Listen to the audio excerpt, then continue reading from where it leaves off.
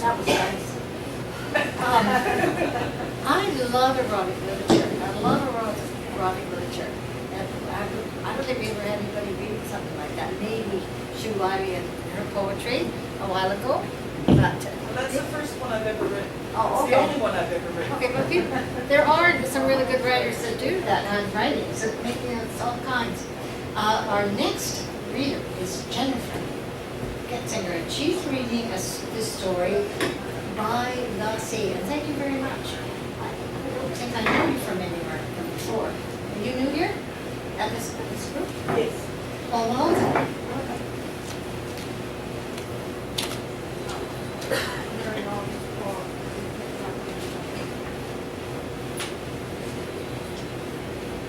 It's not a striptease, it's just my fault.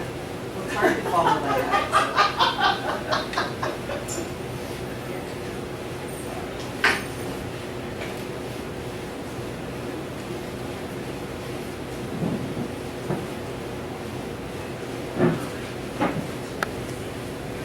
Well, in light of what Allison just read, I am a member of the romance writers at the local group, and I'll just make an announcement. Next Wednesday night, they've got a panel at the library downtown. Am I coming through?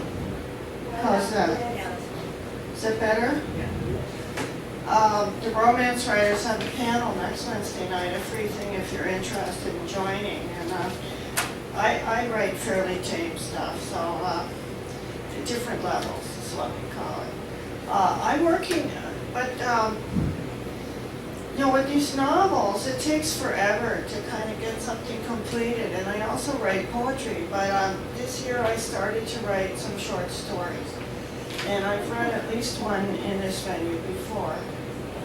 And I'm working on a collection now, and I'm calling the collection By the Sea, Her Time Flowered. And this is the first piece. This is the introductory piece. I've got probably 12 sections, and I've written 7 of them. So it should come out as kind of a book, and it's about an elderly woman named Jasmine, and all the stories in this collection are about her. Jasmine knew it was only a matter of time before the shit hit the fan.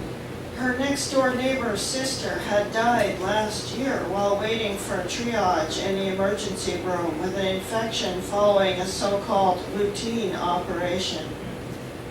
54, a few years younger than Jasmine was now. Her cousin, the Vietnam vet, had gone with cancer at 55 when she was only 52, less than 10 years since their brothers, had died in their early 70s, also from cancer. Jasmine had already outlived her mother by 20 years, so she felt she was beginning to push that envelope.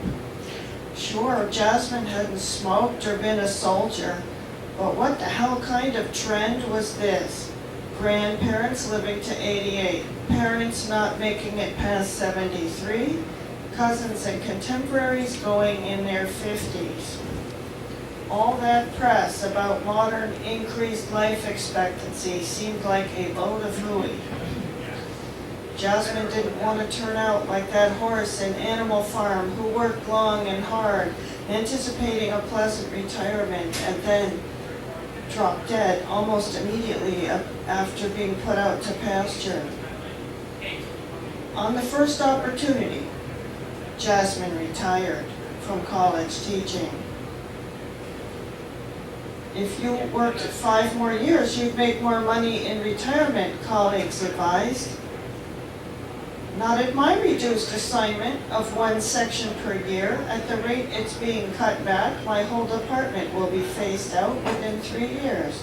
Why prolong this suffering? She took what she could get, grateful for her small pension and guaranteed medical benefits. She continued with freelance writing, editing, and tutoring she'd been doing as a side business to smooth over life's vicissitudes. The work ebbed and flowed with the tide, giving her time for creative crafts and writing. Now she had time for long nature walks and open water swimming. Her free-floating anxiety floated away like a jellyfish at the beach. She swam in cold water, refreshed and rejuvenated by its brisk massage and welcome exercise. She collected seashells along the strand lines and began to embellish clothing of her own design and hand-stitched crafts with gifts up from the sea. Jasmine stopped taking all her medications, lost weight, and gained strength. After 4 decades of struggling to keep up adult expectations, she returned to the activities of her youth: outdoor swimming, sacred dancing, yoga, nature walks, and writing. By the sea, her thyme flowered along with the herbs in her garden. She could crush rosemary and thyme in her fingers and release their fragrances into the air. Yes, now she had plenty of time on her hands, as Aunt Lois used to joke.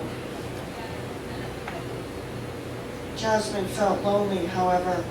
Forgotten and resented by those who continued to toil, she made a few new friends, tried new experiences, wrote poetry, stories, and essays based on memory.